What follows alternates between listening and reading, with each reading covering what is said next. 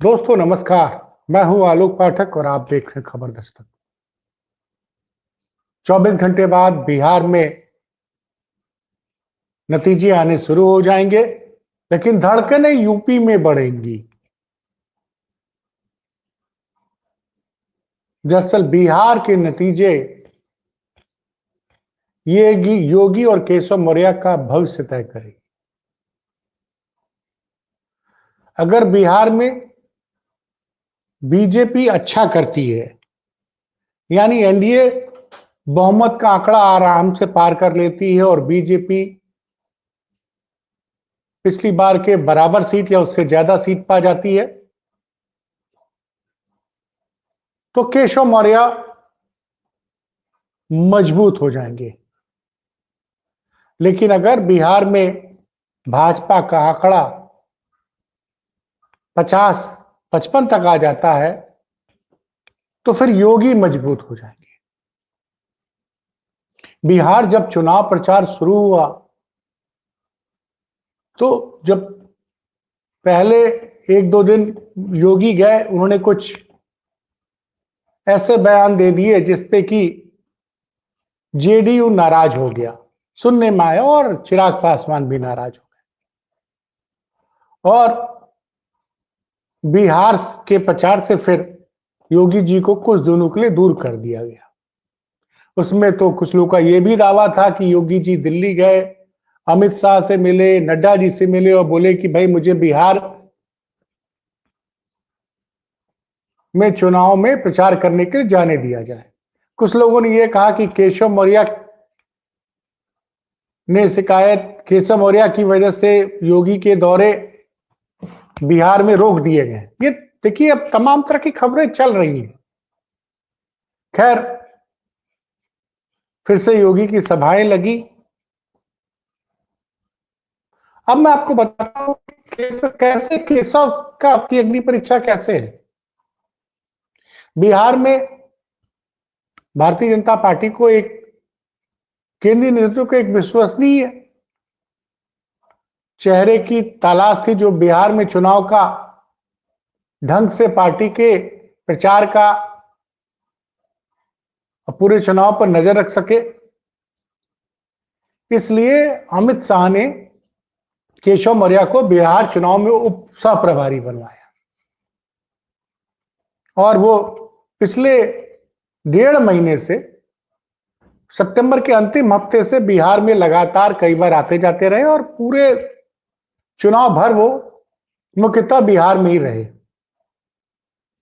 देखिए, केशव मौर्य ओबीसी समाज से आते हैं और केशव मौर्य जब भारतीय जनता पार्टी के अध्यक्ष थे, प्रदेश अध्यक्ष थे 2017 में, तो जब उनको प्रदेश अध्यक्ष बनाया गया और वो मास्टर स्ट्रोक साबित हुआ उस चुनाव में, क्योंकि उस वक्त स्टेट राज्य में समाजवादी पार्टी की सरकार थी, तो बीजेपी, एक तो नरेंद्र मोदी केंद्र में, उसके बाद केशव मौर्य को प्रदेश अध्यक्ष बनाया गया, तो बीजेपी को नॉन यादव ओबीसी का बड़ी संख्या में वोट मिला। एक बड़े चेहरे बनकर उभरे उस चुनाव में। लोगों को उम्मीद थी कि केशव मौर्य मुख्यमंत्री बनेंगे, कोई प्रदेश अध्यक्ष थे और ओबीसी जात से आते हैं, और बीजेपी के लिए चुनाव में जीत का कारण यही रहा कि जब नरेंद्र मोदी प्रधानमंत्री पद के उम्मीदवार बनाए गए, क्योंकि नरेंद्र मोदी खुद ओबीसी समाज से आते हैं, तो बड़ी संख्या में ओबीसी समाज और दलित समाज भाजपा के साथ पहली बार जुड़ा और भाजपा को 2014 में बहुमत मिला था लोकसभा चुनाव में। उत्तर प्रदेश में भी अभूतपूर्व सफलता मिली थी, 80 में 73 सीटें मिली थी। फिर जब विधानसभा चुनाव हुए 2017 में, तो भारतीय जनता पार्टी को 325 सीटें मिली, गठबंधन को 403 में से 80% से ज्यादा सीटें मिली थी।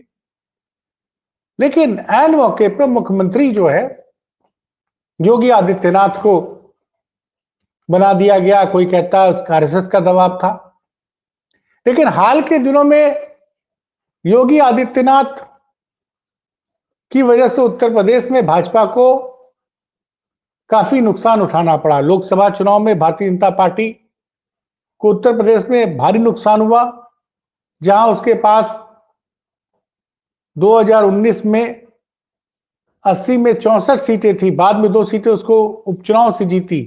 पहले 62 जीती थी, बाद में 2 उपचुनाव हुए रामपुर में और आजमगढ़ में। 64 सीटें थी भाजपा के पास, जो घट के 33 पे आ गई 2024 के लोकसभा चुनाव में, यानी लगभग आधी सीटें कम हो गई। तो उसके बाद से लगातार योगी पे सवाल उठ रहे हैं। लेकिन अब चूंकि इधर बीच क्या हुआ है कि उत्तर प्रदेश में अखिलेश यादव का पीडीए जबरदस्त रूप से जमीन पे काम कर रहा है।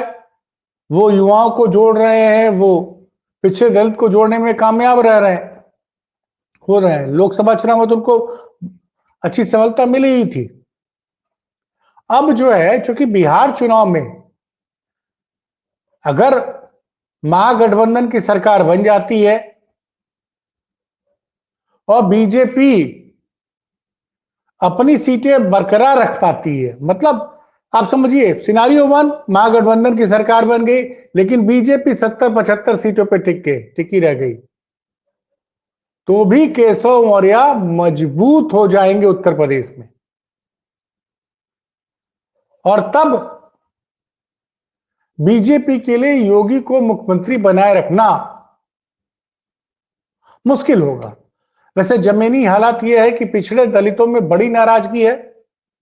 और आपको बताऊं कि आज एक भारतीय जनता पार्टी के गठबंधन में एक दल है उत्तर प्रदेश में, सुहेल देव भारतीय समाज पार्टी के नेता है ओम प्रकाश राजभर। आज उनके इंटरव्यू का एक छोटा सा वीडियो बड़ा वायरल हो रहा है। उसमें वो कह रहे हैं कि सोचिए, एक लड़के को हराने के लिए देश के प्रधानमंत्री, 5-5 राज्य के मुख्यमंत्री, 80 मंत्री बिहार में लगे हुए थे। एक लड़के का मतलब, वो तेजस्वी की बात कर रहे थे, इसका मतलब कांटे की लड़ाई है। मतलब ओम प्रकाश राजभर के कहने का मतलब यह था कि तेजस्वी को हराने के लिए, तेजस्वी इतने ताकतवर लग रहे हैं बिहार में कि उनको हराने के लिए न सिर्फ प्रधानमंत्री, cabinet home minister Amit Shah, उसके अलावा 5-5 राज्यों के मुख्यमंत्री और 80 मंत्री लगाए गए। और उसका मतलब यह है कि, और जो भी तमाम सर्वेज हुए हैं, जो 2 सर्वे आए हैं, एक एक्सिस माई इंडिया है, इसके ज्यादातर एग्जिट पोल सही होते हैं। उसका भी कहना यह है कि एनडीए गठबंधन बिहार में 43% वोट पा रहा है और इंडिया गठबंधन मात्र उससे 2% पीछे है, यानी 41% के आसपास।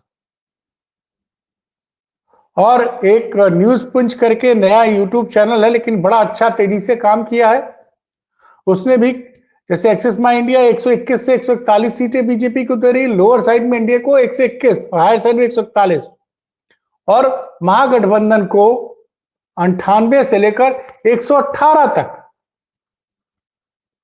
और जो हमने तमाम लोगों से बात की, तमाम पत्रकारों से, उनका मानना है कि इंडिया गठबंधन 125 से लेकर 145 तक जीतेगी। तो अब बार बार बीजेपी को लग रहा है कि हमको सबको, समाज को जोड़ना पड़ेगा और उसको अति पिछड़े और दलितों का वोट चाहिए। और उत्तर प्रदेश भाजपा में केशव मौर्य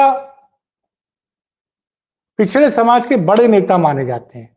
ये ठीक है कि 2022 में वो विधानसभा चुनाव हार गए, लेकिन लोगों का मानना है कि उस विधानसभा चुनाव को हरवाने में योगी के एक बड़े करीबी आईएएस जो रिटायर हो गए हैं, उनका कई लोग नाम भी लेते हैं, कि अवनीश अवस्थी का नाम लिया जाता है। लोग कहते हैं कि इन्होंने साजिश करके, एक आलोक रंजन है, ऐसा लोगों का कहना है, जो पूर्व चीफ सेक्रेटरी उत्तर प्रदेश के अखिलेश यादव बड़े करीबी, उन्होंने इंटरनल सेटिंग करके सिराथू में केशव मौर्य को चुनाव हरवा दिया।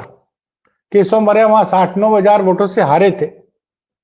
अगर वो चुनाव ना हारे तो शायद भारतीय जनता पार्टी 2022 में ही उनको मुख्यमंत्री बना देती, लेकिन वो तब मुख्यमंत्री बनते बनते रह गए थे, चुनाव हार गए थे और अभी बीच इधर बीच काफी लो प्रोफाइल है। लेकिन पिछले साल जब 2024 में लोकसभा चुनाव के नतीजे आए, उत्तर प्रदेश भारतीय जनता पार्टी के कार्यकारिणी की मीटिंग थी जुलाई में 2024 में, तो उस मीटिंग के पहले 14 जुलाई को ही केशव मौर्य ने उत्तर प्रदेश सरकार के डिपार्टमेंट ऑफ पर्सनल और ट्रेनिंग के प्रमुख सचिव को लिख के पूछा था कि आप ये बताइए कि क्योंकि उत्तर प्रदेश में जितनी भी आउटसोर्सिंग और संविदा पर नौकरी दी जा रही है उसमें आरक्षण के नियमों का पालन किया गया है कि नहीं किया गया। ये चिट्ठी उन्होंने लिखी थी पिछले साल 14 जुलाई 2024 को। अभी तक जानकारी नहीं है कि उस पर डिपार्टमेंट ऑफ पर्सनल नियुक्ति विभाग ने कोई आदेश जानकारी दी या नहीं दी। यहां ये बताना जरूरी है कि ये डिपार्टमेंट सीधे सीधे मुख्यमंत्री जी के पास है। अच्छा, मुख्यमंत्री इधर लगातार गिरते चले जा रहे हैं और इधर बीच उन्होंने जो भाषण दिया था उसको लेकर अखिलेश यादव ने भी सवाल उठाया कि जब जब उनको योगी जी को अपनी कुर्सी का खतरा लगता है तब तक वो हिंदू मुस्लिम वाले एजेंडे पे आ जाते हैं। और अखिलेश यादव ने एक तंज ये भी कहा कि केशव मौर्य के साथ मेरी तस्वीर आ गई, इससे भी कुछ लोगों की नींदें उड़ गई थी। तो बिहार चुनाव के दौरान अखिलेश यादव ने एक ट्वीट भी किया था कि ये कब मुख्य जी कब इस्तीफा देंगे। तो तमाम चर्चाएं हैं, बिहार चुनाव के नतीजों के बाद तय हो जाएगा कि केशव मौर्य, क्योंकि कई लोग कह रहे हैं कैबिनेट रिसफल होना है, तो कई लोग कह रहे हैं गुजरात की तरह कई मंत्रियों को हटाया जा सकता है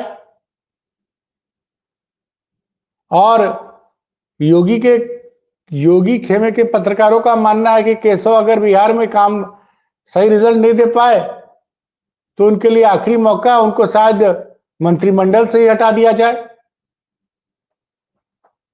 और जिस तरह की घटना हुई थी अयोध्या के दीपोत्सव के पहले, जब अखबारों में विज्ञापन आया और उसमें दोनों उप मुख्यमंत्रियों का नाम नहीं था, न केशव मौर्य का न ब्रजेश पाठक का, तो जिसकी वजह से उस विज्ञापन को देखने बाद से अचानक से केशव मौर्य ने अपना प्रोग्राम कैंसिल कर दिया। छोटी दीपावली दीपोत्सव के दिन ब्रजेश पाठक भी नहीं गए और सबसे चौंकाने वाली बात थी कि महामहिम आनंदीबेन पटेल को उस पूरे समारोह की वो मुख्य अतिथि वो भी नहीं गई। आनंदीबेन पटेल का न जाना ये लगा कि वो भी शायद इस चीज से नाराज हैं। उसके बाद याद होगा आपको कि जब मुख्यमंत्री जी दिल्ली गए थे, उसके अगले दिन रविवार को महामहिम राष्ट्रपति जी ने नोएडा में एक बड़े अस्पताल का उद्घाटन किया था। उस उद्घाटन के अवसर पर योगी जी, महामहिम राष्ट्रपति जी, राज्यपाल महोदया और ब्रजेश पाठक जी स्टेज पे सब साथ थे, लेकिन योगी जी के ट्विटर हैंडल से सबका नाम लिया गया, लेकिन ब्रजेश पाठक जी का नाम नहीं लिखा गया।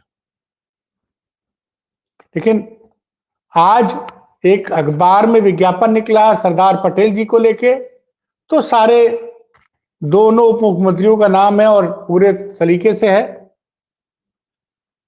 वैसे ये एक सच है कि बार बार केशव जी कहते हैं कि संगठन सरकार से बड़ा है और उन्होंने कहा कि संगठन की नहीं सुनी गई, इसीलिए भारतीय जनता पार्टी कार्यकर्ताओं की नहीं सुनी गई, इसलिए लोकसभा चुनाव में कार्यकर्ता नाराज रहे और खामियाजा ये रहा कि भारतीय जनता पार्टी की कई जगह पे चुनाव में हार भी। जबकि योगी खेमे के लोग कहते हैं कि योगी जी का यह मानना है कि गलत प्रत्याशी उतारे गए थे, इस वजह से भारतीय जनता पार्टी को नुकसान हुआ। कुल मिलाजुला के ये देखने वाली बात है। मैं एक डिटेल रिपोर्ट करूंगा कल दोपहर में 14 तारीख को, कि बताऊंगा कि किस किस सीट पे योगी जी ने प्रचार किया, उसके क्या नतीजे आए, क्योंकि ये भी देखने वाली बातें हैं। दरअसल होता क्या है, मैं आपको महाराष्ट्र चुनाव के बताऊं। महाराष्ट्र चुनाव में भारतीय जनता पार्टी ने 145 में 132 सीटें जीती थी, यानी स्ट्राइक रेट लगभग 90% का था। और योगी जी ने जिन सीटों पर प्रचार किया था, उसमें से भाजपा सिर्फ 75% सीटें जीत पाई थी। लेकिन मीडिया में बताया गया कि योगी की वजह से महाराष्ट्र में भारतीय जनता पार्टी को ऐतिहासिक जीत हासिल हुई। योगी भी एक कारण थे। और मुझे उसके पहले का एक दिन याद है, 3 दिसंबर 2023 को, जब मध्य प्रदेश, छत्तीसगढ़, राजस्थान के नतीजे आए, तो अगले दिन अखबारों में लिखा गया कि रविवार के दिन एक नए आदित्य का उदय हुआ और मोदी के बाद उनको भी क्रेडिट दिया गया। नॉर्मली क्या होता है कि भारतीय जनता पार्टी जब भी कोई चुनाव जीतती है, तो उनका एक छोटा सा कार्यकर्ता से लेकर राष्ट्रीय अध्यक्ष जेपी नड्डा जी, अमित शाह जी, राजनाथ सिंह जी, सभी इस जीत के लिए सिर्फ और सिर्फ नरेंद्र मोदी के नेतृत्व को और उनकी लोकप्रियता को का बोलते कि जीत हमें नरेंद्र मोदी जी की अपार लोकप्रियता और उनके किए गए कार्यों की वजह से हासिल हुई। वहीं दूसरी तरफ योगी की टीम अखबारों में यह छपवाने का प्रयास करती है कि योगी की वजह से भारतीय जनता पार्टी को इन जगह पे जीत हासिल हुई। तो इसको लेकर भी दिल्ली और लखनऊ के बीच में तमाम विवाद थे। इसी वजह से पिछले साल, मान लीजिए इसी साल, माफ कीजिएगा, मार्च अप्रैल के महीने में सूचना विभाग के डायरेक्टर को बदला गया और 2 सलाहकार थे उनको हटा दिया गया। अब नए सलाहकार आए हैं, माफ कीजिएगा, नए सूचना डायरेक्टर आए हैं, विशाल सिंह। अब देखते हैं, नजर ये रहेगी कि 15 तारीख को अखबारों की हेडलाइन में क्या छपता है। कहीं ऐसा अगर बीजेपी प्रचंड बहुमत से जीतेगी तो कहीं पुरानी की तरह तो नहीं है कि योगी की वजह से बिहार में मिली भाजपा को बड़ी जीत। लेकिन मैं आपको असली एनालिसिस करके दे दूंगा। मैं आपको बता रहा हूं, फिर से बता रहा हूं कि अगले 24 घंटे में यूपी में योगी रहेंगे या केशव, 24 घंटे में साफ होगी तस्वीर। बिहार के नतीजे से यूपी में भूचाल। ध्यान दीजिएगा जो मैं कह रहा हूं, यूपी में योगी रहेंगे या केशव, 24 घंटे में साफ होगी तस्वीर। बिहार के नतीजे से यूपी में भूचाल।